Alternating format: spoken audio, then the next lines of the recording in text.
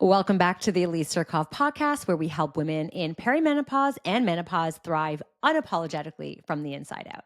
All right, today I'm gonna get right into it. Like, what does self-love actually look like? Self-love, self-care.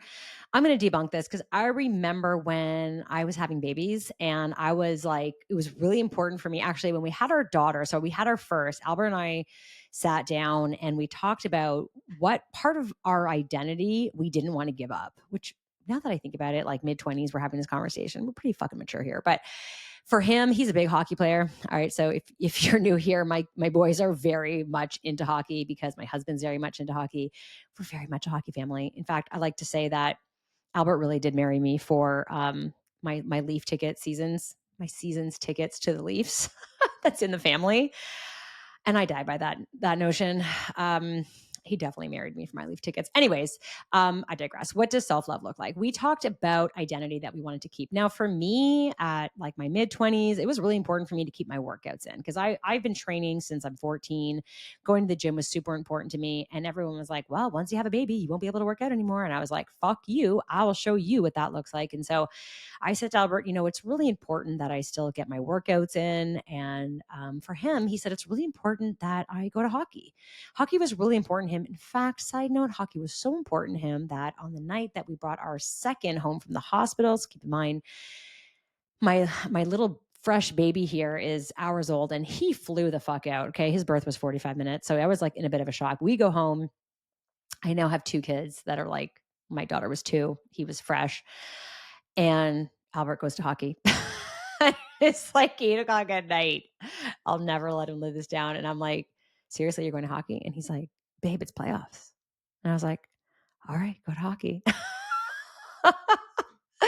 But it was really important to him, and so was training for me. And so when my kids were little, I used the daycare at the gym so that I would have time to myself, that I could really just focus on my training. That was what really like self-care I thought looked like. The other thing I want to debunk here, because obviously where I'm going is that's not what self-care or self-love looks like. Um, I thought that going for regular manicures, getting my hair done. I remember I did an email on this. It was April 2024 when I realized I was in the peak of chaos in my life. I had a displaced rib. I had a crack in my tooth, and I hadn't had a haircut in 8 months. And I was like, what in the flying fuck happens to me? Like, I'm pretty vain. I care about how I look. I care about how I represent myself. Here I am with like a cracked tooth. And I will say, my dad's a dentist, although he's retired. My sister-in-law's a dentist. I have access to dentists. All right. I certainly don't lack that. But here I am with a cracked tooth, no haircut, and a displaced rib, not taking care of myself. So like, what does it actually look like? Is it having a bubble bath? Is it getting a manicure? Is it getting a massage? Is it taking time for yourself? Well, I'd love to say yes, but the answer is no. What self-love actually looks like is keeping promises to yourself. I'm going to say that again. Self-love is keeping promises to yourself. The greatest form of love are the actions that you take, and especially when it comes to yourself. So if you say something and make a promise to yourself, such as, I am going to make sure that I don't walk around with a cracked tooth.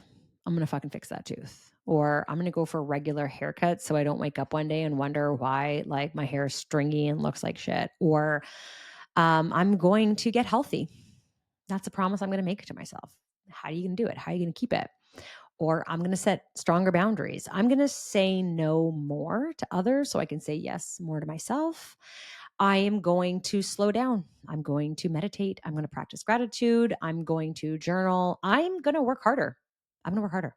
I'm going to grind because I want to grind right now. I'm in the season of grinding. I want to be a better parent. I want to be a better partner.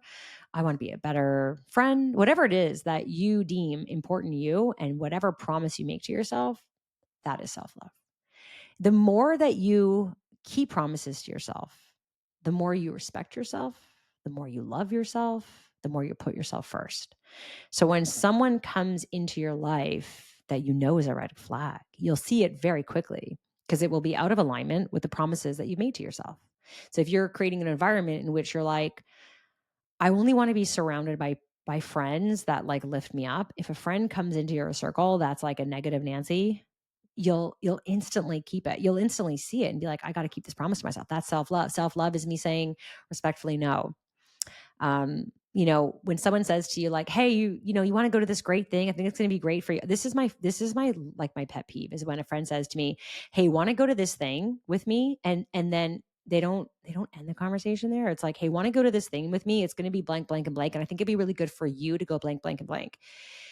That is like you telling me what you think I need. But my self love is so strong for myself that I know what I need because I keep promises to myself. So if you're asking me to come with you to this event, then ask me. But don't tell me that it's good for me or sell it to me on my end. All right. Be honest and open about like, hey, want to go to this event with me? I really don't want to go it alone. I think you'll have fun. You might meet some people. That's better. Right. I'm totally fine with that. Maybe I will say if you're trying to make plans with me, if you're one of my if you're one of my little, I don't even think I have a circle, I've got a dot. If you're one of my dots and you want to make plans with me, you got to make it last minute because I will just find a reason to cancel. So best to make last minute plans with me. Anyways, that is really what self love looks like. And I'll be honest, I didn't really have many opportunities to self love. In fact, I remember in my 30s really struggling with like, how do I fit everything in? And I still want to, I still want to like go to the gym and I still want to like get my nails done and I still want to like have nice hair and I still want to do this, but like got the kids. And so it was like, hey, can you watch the kids so that I can go get it? I can go. Oh my God. I remember when I had babies, I was like, but what felt like a treat was going to Starbucks. I was like, going to Starbucks without a kid, a baby attached to my hip, attached to my boob, attached to a stroller felt like fucking self love. It was like, I just want a minute to go get something. The idea of going in and out of my car myself was insane.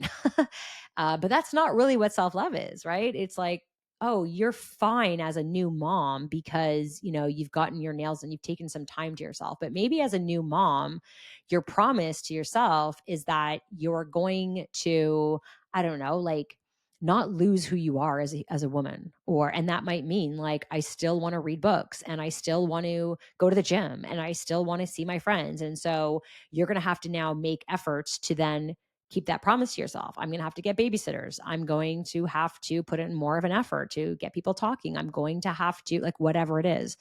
So if you're trying to lose weight and you're just like, oh, I'm not, then you're not keeping promises to yourself, which means you don't have enough self love to get to the end result. And so you're going to have to start actually keeping those promises to yourself. How do you do that? Start small. Always start small. What's one promise you can keep to yourself? It might just mean I'm going to wake up half an hour earlier every single day. In fact, one thing that I love doing with our clients when they say, "Well, how many days a week should I be working out?" Like I'm going to wake up, early in the morning, how many days? And I say every day. 5 days a week, wake up early. And they're like, "But in my program I'm only doing 3 days a week of strength training." I'm like, "I know. So on the other days, it's your choice. Do you want to do cardio? Do you want to do stretching? Do you want to go for a walk? Do you want to just have a quiet morning?"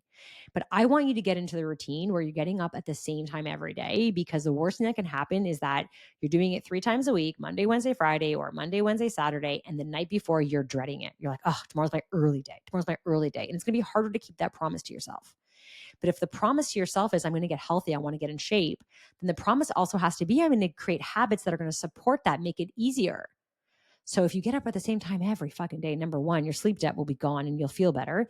But number two, it will just be easier and you'll be able to keep that promise to yourself. Same thing with nutrition. It's like, what's one thing you can do? Maybe it's like, I'm going to start eating breakfast, or you're already eating breakfast. I'm going to have a more substantial breakfast. I'm going to stop snacking all day long and have one solid snack. So whatever you do, remember that self-love is keeping promises to yourself. So keep that promise to yourself. Make sure you subscribe and let me know how this lands for you. You can reach me on social. I want to hear, I want to cheer you on, and I will see you on the next one.